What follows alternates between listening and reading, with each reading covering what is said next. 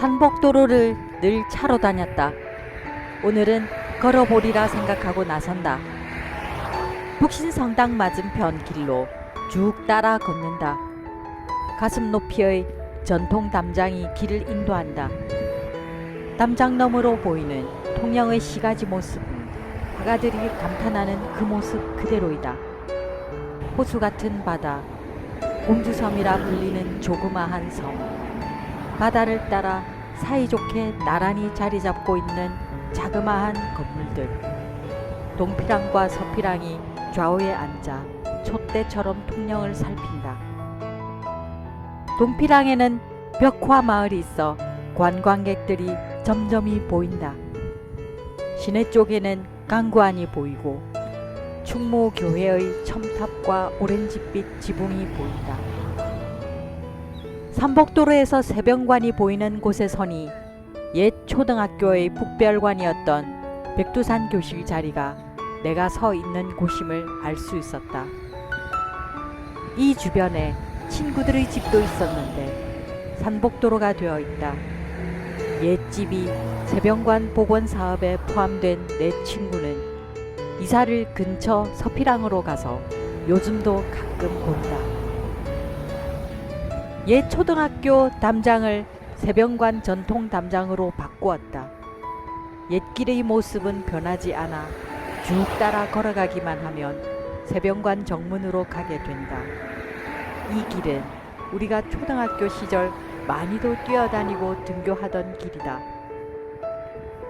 모습은 변했어도 옛길의 구비와 폭이 그대로여서 40년 전의 그 행복한 냄새가 지금도 나는 것 같다. 전교생이 수천 명에 달하던 아이들이 까불고 뛰며 시끌벅적하던 그때가 생각나 미소가 번진다. 해가 뉘엿뉘엿 지는 하교쯤에는 다닥다닥 붙은 슬레트 지붕의 뭉뚝의 연기가 나며 밥하는 냄새가 진동을 하여 허기가 밀려오기도 했다. 나는 이렇게 늘 시끌벅적하게 살아서인지 나는 조용한 가운데 관찰하고 사색하는 것을 참 좋아한다. 그런데 요즘 아이들은 워낙 집에서건 학교에서건 여유로운 공간 속에서 인구 밀도가 희박하게 살아서인지 오히려 시끌벅적한 TV 프로그램을 선호한다 하니 참 아이러니하다. 담장을 따라 걸으니 내 영혼이 다시 행복한 따뜻함으로 채워진다.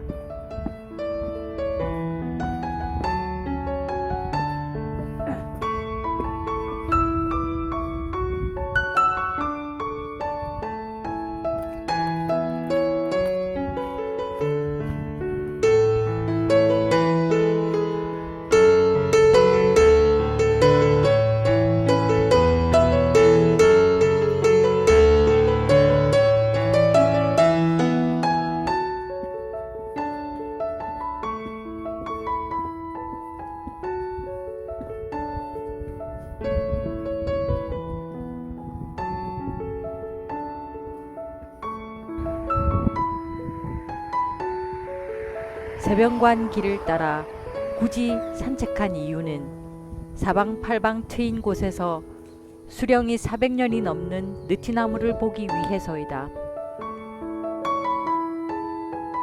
이 느티나무는 통제영 조성 당시인 1600년경에도 있었다 한다. 느티나무가 여름에 잎이 초록색으로 무성해지면 이 아래에서 우리는 많은 것을 했다. 미술이나 음악 과목 야외 수업을 하기도 하고 민방위 훈련 때는 방공호 대신에 그 아래에 가서 웅크리고 있기도 하였다. 방과 후에는 아이들이 집으로 가지 않고 3355 모여 느티나무 아래서 참으로 여러가지 놀이를 했다. 선생님이 나와서 집으로 가라고 내보내신 적도 여러 번이다. 느티나무가 건재해서 나는 참 좋다. 새병관 복원 사업으로 느티나무가 안 좋게 되었다는 여러가지 버전의 소문이 무성했을 때에는 마음이 참 힘들었다. 그러나 오늘 이토록 건강한 느티나무를 보니 20년 전 돌아가신 할아버지가 살아 돌아온 마냥 기쁘다. 느티나무가 여전히 우리와 함께 있어 참 좋다. 속리산의 정이품송보다 우리에게는 더 귀하게 느껴지는 나무이다. 우리는 아무리 길어도 기껏 100년을 살지만 느티나무는 우리보다 5배는 살았으며 통영의 갯내음과 사람 내음을 맡으면서 살았고 앞으로도 더 살 것이다. 느티나무를 내 눈에 다시 담아 이렇게 한동안 느낄 수 있어서 참 좋다. 성경에서 말하는 영혼이 소상한다는 것이 이런 느낌이리라.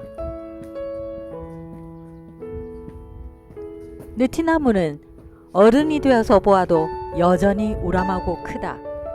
느티나무를 한 앵글에 담으려면 생각보다 멀리 가서 찍어야 하니 더 그렇다는 것을 느낀다. 어린 시절에는 크게만 보였던 것들이 어른이 되어서 보면 놀랍도록 자그마한 경우가 많은데 우리들이 느티나무는 그렇지 않다.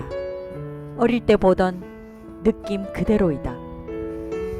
느티나무는 우리들이 뛰놀 때 지르던 온갖 소리들을 다 품고 있는 것 같다. 그 많은 것을 다 품고도 힘든 내색 없이 여전히 우리에게 미소 짓는다.